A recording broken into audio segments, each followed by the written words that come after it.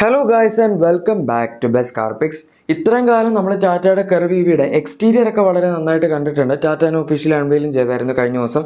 അതുകൊണ്ട് നമുക്ക് അതിനെപ്പറ്റി അറിയാം. പക്ഷെ അറിയാത്ത കുറച്ച് കാര്യങ്ങളുണ്ട്.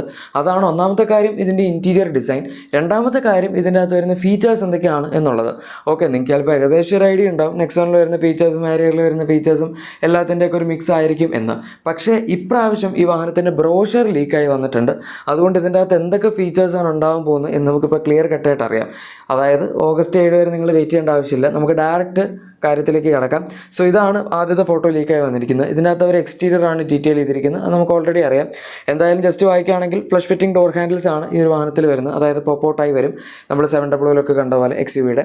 പിന്നെ ഇതിൻ്റെ അകത്ത് വരുന്ന അലോയ്സ് 18 ഇഞ്ച് വീൽസാണ് ടാറ്റ കൊടുത്തിരിക്കുന്നത്. അതും ഇതിനു മുമ്പ് ഉണ്ടായിരുന്ന നമ്മുടെ അസംഷൻസ് എല്ലാം കറക്റ്റ് ആയിരുന്നു. 17 or 18 ഇഞ്ച് ഉറപ്പായിട്ടും വരും എന്നുള്ളത് അറിയായിരുന്നു. സോ ഇതിൻ്റെ താഴത്തെ വേരിയൻസിൽ 17 ഇഞ്ച് 16 ഇഞ്ച് തുടങ്ങിയ വീൽസും ടോപ്പ് ഇൻ വേരിയൻസിൽ നമുക്ക് 18 ഇഞ്ച് അലോയ് വീൽസും അവൈലബിൾ ആണ്. പിന്നെ എയറോ ഇൻസേർട്സ് അവർ പറയുന്നുണ്ട് കുറച്ചും കൂടി എയറോഡൈനമിക് എഫിഷ്യൻസിക്ക് വേണ്ടി. എനിവേ അത് കൊടുത്തിട്ടുണ്ട്. പിന്നെ ഇതിൻ്റെ അകത്ത് വരുന്ന വോയിസ് അസിസ്റ്റഡ് പാനറോമിക് സൺറൂഫ് ആണ്. സോ അത് നമുക്ക് ഉറപ്പിക്കാം, പാനറോമിക് സൺറൂഫ് ഉണ്ട് എന്നുള്ള കാര്യം. അതിൻ്റെ അകത്ത് മൂഡ് ലൈറ്റിംഗ് ഒക്കെ പറഞ്ഞിട്ടുണ്ട്. പിന്നെ നമുക്ക് ഫിസിക്കൽ കൺട്രോൾ പാനൽ അതിൻ്റെ അകത്ത് അവൈലബിൾ ആണ്, സൺറൂഫ് ഓപ്പൺ ചെയ്യണം മറ്റേതിനൊക്കെ.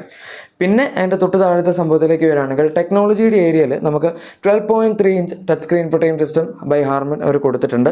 പിന്നെ ഇപ്പോഴത്തെ വണ്ടികൾ വരുന്ന പോലെ തന്നെ IRA കണക്റ്റഡ് കാർഡൊക്കെ ഉണ്ട്, വോയിസ് അസിസ്റ്റൻസും സംഭവങ്ങളൊക്കെ ഉണ്ട്, വയർലെസ് ഫോൺ ചാർജർ വരുന്നുണ്ട്. ഏറ്റവും ഇമ്പോർട്ടൻ്റ് ആയിട്ട് ഇതിൻ്റെ അകത്ത് പവർ ടെയിൽ ഗേറ്റ് വിത്ത് ഗസ്റ്റർ ആക്ടിവേഷൻ അവൈലബിൾ ആണ്. ഈ പ്രൈസ് പോയിന്റിൽ ഒരൊറ്റ വണ്ടിക്കും ഈ സംഭവം കിട്ടും എന്നെനിക്ക് തോന്നുന്നില്ല. ഇതിൻ്റെ കോമ്പറ്റീഷൻ എന്ന് പറയുന്നത് അറിയാലോ, നമ്മുടെ ക്രെറ്റ, സെൽറ്റോസ് ആ ഒരു കാറ്റഗറിയിൽ വരുന്ന അബവ് 4 മീറ്റർ കോമ്പാക്ട് SUVs ആയിട്ടാണ് ഈ വണ്ടിയെ ടാറ്റ വിളിക്കുന്നതും. ഇന്ത്യയിലെ ഒരു ആദ്യത്തെ കൂപ്പെ SUV എന്നുള്ള രീതിയിലാണ്, അതായത് ബഡ്ജറ്റ് ഓഫറിംഗ് ആയിട്ട്. നമുക്ക് ഈ ഒരു പ്രൈസ് പോയിന്റ് വേറെ കൂപ്പെ SUVs ഒന്നും അങ്ങനെ അവൈലബിൾ അല്ലായിരുന്നു. ഇനിയിപ്പോൾ വരുന്നുണ്ട് സെട്രോൻ്റെ ബസാൾട്ട്, അത് രണ്ടും ആയിരിക്കും. ഇതും അതുമായിരിക്കും മെയിനായിട്ടുള്ള സെയിം സെഗ്മെൻറ്റിൽ വരുന്ന വണ്ടികളായിട്ട് നമുക്ക് പറയാൻ പറ്റുന്നത്.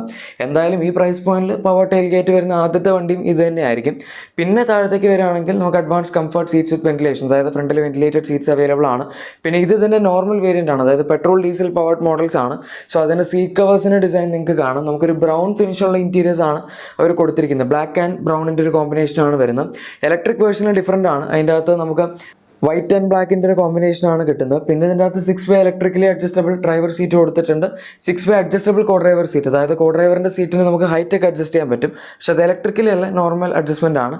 പിന്നെ ബാക്കിലത്തെ സീറ്റിന് ഇപ്രാവശ്യം റിക്ലൈൻ ഫംഗ്ഷൻ കൊടുത്തിട്ടുണ്ട്. അത് നമുക്ക് റിക്ലൈൻ ചെയ്യാം, അതായത് അതിൻ്റെ ചാര് നമുക്ക് അഡ്ജസ്റ്റ് ചെയ്യാൻ പറ്റും. ജസ്റ്റ് ഒറ്റ പൊസിഷനിൽ ഫിക്സ്ഡ് ആയിരിക്കില്ല. പിന്നെ നമുക്ക് സെൻട്രൽ കൺസോളൊക്കെ അത്യാവശ്യം ഗ്രാൻഡ് ആണെന്നാണ് അവർ പറയുന്നത്. എനിവേ അത് ബ്രോഷറാണല്ലോ, അപ്പോൾ അങ്ങനെയൊക്കെ എന്തായാലും എഴുതും.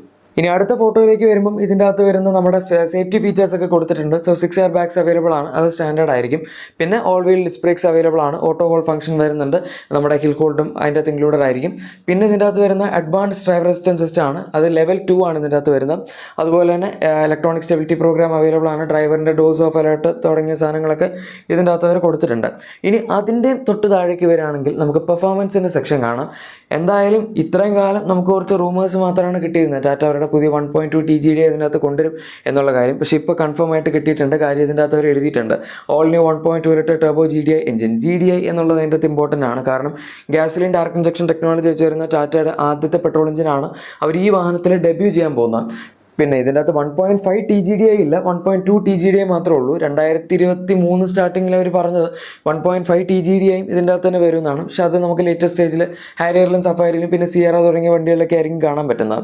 പവർ ഫിഗേഴ്സ് ഒന്നും കൊടുത്തിട്ടില്ല. പക്ഷേ ടർബോ ഗ്യാസോലിൻ ഡയറക്ട് ഇഞ്ചക്ഷൻ ആയതുകൊണ്ട് അത് ഏറ്റവും ലേറ്റസ്റ്റ് ടെക്നോളജിയിൽ വരുന്ന എഞ്ചിനാണ്. നമ്മുടെ i20 എൻലൈനൊക്കെ സെയിം ടെക്നോളജിയാണ്. അതുകൊണ്ട് അത്യാവശ്യം ഫാസ്റ്റ് ആയിരിക്കും ടാറ്റയുടെ മറ്റേ MPFI എഞ്ചിൻ വെച്ച് കമ്പയർ ചെയ്യുമ്പോൾ. പിന്നെ 1.5 ലിറ്റർ ഡീസൽ അവൈലബിൾ ആണ്. 1.2 ലിറ്റർ MPFI പഴയ എഞ്ചിനും ഇതിനകത്ത് അവൈലബിൾ ആണ്. അതും ടർബോ ചാർജ് തന്നെയാണ്. പിന്നെ വേറൊരു ഇൻട്രസ്റ്റിംഗ് സംഭവം, DCA ഓട്ടോമാറ്റിക് ട്രാൻസ്മിഷൻ ഈ പറയുന്ന 3 എഞ്ചിൻ ഓപ്ഷൻസിലും നമുക്ക് അവൈലബിൾ ആണ് എന്നുള്ളതാണ്. അതും അത്യാവശ്യം നല്ലൊരു കാര്യമാണ്. കാരണം നമുക്ക് ഇതുവരെ ടാറ്റ അവരുടെ ഡീസലൊക്കെ കൊടുത്തിരുന്ന AMT ഓട്ടോമാറ്റിക് ആണ്. ഇപ്പോൾ അത് മാറി ഡീസലും ഡ്യുവൽ ക്ലച്ച് കിട്ടുന്നുണ്ട്. ആൻഡ് ഈ ഒരു പ്രൈസ് പോയിന്റിൽ എന്നല്ല, പൊതുവേ ഇപ്പോൾ ഡീസലിൽ ഡ്യുവൽ ക്ലച്ച് കൊടുക്കുന്ന ഒരേ ഒരു ബ്രാൻഡും മിക്കവാറും ടാറ്റ ആവുമായിരിക്കും. പണ്ടൊക്കെ നമ്മുടെ ഫോക്സ് വാഗനൊക്കെ കൊടുത്തിട്ടുണ്ട്, വെൻഡോയിലും റാപ്പിഡിലും ഒക്കെ ഡീസലിൻ്റെ അകത്ത് DSG, അത് DQ200 തന്നെയായിരുന്നു. പക്ഷേ അതിന് ശേഷം പിന്നെ അവരും ആ പരിപാടി നിർത്തി. ഇപ്പോൾ നമ്മുടെ ടാറ്റയാണ് ചെയ്യുന്നത് ഈ ബഡ്ജറ്റ് റേഞ്ചിൽ. ഔഡിയൊക്കെ കൊടുക്കുന്നുണ്ട് കേട്ടോ. അത് പക്ഷേ ഇൻ്റർനാഷണൽ മാർക്കറ്റുകളിലാണ് ഡീസൽ കൊടുക്കുന്നത്. നമുക്കിവിടെ അവരുടെ ഡീസൽസ് ഇപ്പോൾ അവൈലബിൾ അല്ലല്ലോ. ഇത്രയാണ് നമ്മുടെ പെട്രോൾ ഡീസൽ മോഡലിൻ്റെ കാര്യം. ഇനിയിപ്പോൾ ഇലക്ട്രിക്കിലേക്ക് വരികയാണെങ്കിൽ അവിടെ അങ്ങനെ അഡീഷണൽ ആയിട്ട് പറയാൻ പറ്റിയ സംഭവങ്ങളൊന്നുമില്ല. ഓൾമോസ്റ്റ് ഇതിൻ്റെ അകത്ത് വരുന്ന സാധനങ്ങളൊക്കെ തന്നെയാണ് ഉള്ളത്. പിന്നെ ഈ കൊടുത്തിരിക്കുന്ന പിക്കിൽ നമുക്ക് ലെഫ്റ്റ് സൈഡിൽ കാണാം ആ വണ്ടിയുടെ ബൂട്ട് തുറന്നിരിക്കുന്നത്. ഇത് കൂപ്പെ SUV ആയതുകൊണ്ട് തന്നെ നമ്മുടെ സാധാരണ SUVകളിൽ തുറക്കുന്ന പോലെ വിൻഷീൽഡ് ഉൾപ്പെടെ പൊങ്ങിയിട്ടാണ് ഇതിൻ്റെ ബൂട്ട് ഓപ്പൺ ആവുന്നത്. അല്ലാതെ സെഡാൻസിൽ തുറക്കുന്ന പോലെ ജസ്റ്റ് ആ ഡിക്കിയുടെ ആ ഒരു ഏരിയ മാത്രമായിരിക്കില്ല, അതായത് മറ്റേ എക്സ്റ്റൻഷൻ ഉണ്ടല്ലോ അത് മാത്രമായിരിക്കില്ല തുറക്കുന്നത്, മൊത്തമായിട്ടായിരിക്കും തുറക്കുന്നത്. അതുകൊണ്ട് നമുക്ക് കുറച്ചും കൂടെ കൂടുതൽ പ്രാക്ടിക്കാലിറ്റി വരും. പിന്നെ പാർസൽ ട്രേ ഒക്കെ നമുക്ക് ഓൾമോസ്റ്റ് യൂസബിൾ ആയിട്ട് തന്നെ എടുക്കാം. സെഡാൻസിൽ അത്യാവശ്യം വലിയ പാർസൽ ട്രേ ആയിരിക്കുമെങ്കിൽ അതിന് നീളം കുറവായിരിക്കും. അതായത് നമുക്ക് SUVകളിൽ കിട്ടുന്ന അത്രയും ബാക്കിലോട്ട് നീളം ഉണ്ടാവില്ലല്ലോ, കുറച്ചൊരു പോർഷൻ മാത്രമേ ഉണ്ടാവുള്ളൂ. പിന്നെ ഇലക്ട്രിക്കൽ ചാർട്ട് ഇതിനു മുമ്പ് വണ്ടികളിൽ കൊടുത്തിട്ടുള്ള പോലെ തന്നെ Arcade.evയുടെ ആപ്പ് സ്യൂട്ട്, അതായത് അതിൻ്റെ ഫംഗ്ഷൻസ് ഒക്കെ അവൈലബിൾ ആണ്, നമുക്ക് വീഡിയോ ഒക്കെ കാണാം. പിന്നെ ഇൻഫോടൈം സിസ്റ്റം ഒക്കെ സെയിം 12.3 ഇഞ്ച് സൈസ് തന്നെയാണ്. ഇതിൻ്റെ അകത്ത് നമുക്ക് പവർ ടെയിൽ ഗേറ്റ് വരുന്നുണ്ട്. പിന്നെ വെഹിക്കിൾ ടു ലോഡും അതുപോലെ വെഹിക്കിൾ ടു വെഹിക്കിൾ ചാർജിങ് ഇൻഫ്രാസ്ട്രക്ചറിൻ്റെ പരിപാടിയും അവർ കൊടുത്തിട്ടുണ്ട്. ഈ വണ്ടി വെച്ച് തന്നെ നിങ്ങൾക്ക് വേണമെങ്കിൽ വേറെ പല സ്ഥലങ്ങളും ചാർജ് ചെയ്യും. ചിലപ്പോൾ ഒരു ചെറിയൊരു ബിൽഡിംഗ് പോലത്തെ സെറ്റപ്പ് ഒക്കെ നമുക്ക് ലൈറ്റപ്പ് ചെയ്യണമെങ്കിൽ അത് ചെയ്യാം, വേറൊരു വണ്ടി ചാർജ് ചെയ്യണമെങ്കിൽ ചാർജ് ചെയ്യാം. അങ്ങനത്തെ ഓപ്ഷൻസ് ഒക്കെയാണ് ഈ വെഹിക്കിൾ ടു ലോഡിൽ നമുക്ക് ചെയ്യാൻ പറ്റുന്നത്. ഇത് കിയയുടെ EV6ലും ഹ്യുണ്ടായുടെ ഐoniq 5ലൊക്കെ അവൈലബിൾ ആയിട്ടുള്ള ഫീച്ചേഴ്സ് ആണ്. ബാക്കി താഴത്ത് നോക്കുകയാണെങ്കിൽ ഓൾമോസ്റ്റ് സിമിലർ ആയിട്ടുള്ള ഫീച്ചേഴ്സ് ആണ് നമുക്ക് പറയാൻ പറ്റുന്നത് മറ്റതുമായിട്ട്. ഇനി അടുത്ത സ്ലൈഡിലേക്ക് വരികയാണെങ്കിൽ അവിടെ നമുക്ക് ഇതിൻ്റെ അലോയ്സിൻ്റെ ഡിസൈനൊക്കെ കാണാൻ പറ്റും. പൊതുവേ ഒരു ഇലക്ട്രിക് ടച്ചുള്ള എയറോ ഇൻസേർട്സ് ഒക്കെയുള്ള അലോയ്സിൻ്റെ ഡിസൈനാണ് ടാറ്റ ഇപ്പോൾ പൊതുവേ കൊടുക്കാറുള്ളത്. ഞാൻ പേഴ്സണലി അതിൻ്റെ വലിയൊരു ഫാനല്ല, പക്ഷെ എന്നാൽ പോലും കാണാനൊക്കെ ഓക്കെ ആയിട്ടുള്ള ഒരു ഡിസൈനാണ് ഇതിൽ വരുന്നത്. ഇവിടെയും നമുക്ക് 18 ഇഞ്ച് അലോയ് വീൽസ് തന്നെ അവൈലബിൾ ആണ്. അതിൻ്റെ താഴേക്ക് വരികയാണെങ്കിൽ ഇതിൻ്റെ പെർഫോമൻസിനെ പറ്റിയൊക്കെ പറയുന്നുണ്ട്. ഇൻസ്റ്റൻറ്റ് ടോക്ക്, പവർഫുൾ ആക്സലറേഷൻ എന്നൊക്കെ പറഞ്ഞ് പവർ ഔട്ട്പുട്ട് ഒന്നും പറഞ്ഞിട്ടില്ല. പിന്നെ ഇതിൻ്റെ അകത്ത് multi mode regenerative braking available ആയിട്ടുള്ള കാര്യവും പറഞ്ഞിട്ടുണ്ട്. പവർ എത്രയായിട്ട് നിങ്ങളുടെ പ്രൊഫഷനിൽ പറയായിരുന്നു, നമുക്കിപ്പോൾ അത് മാത്രമാണ് അറിയാത്തത്.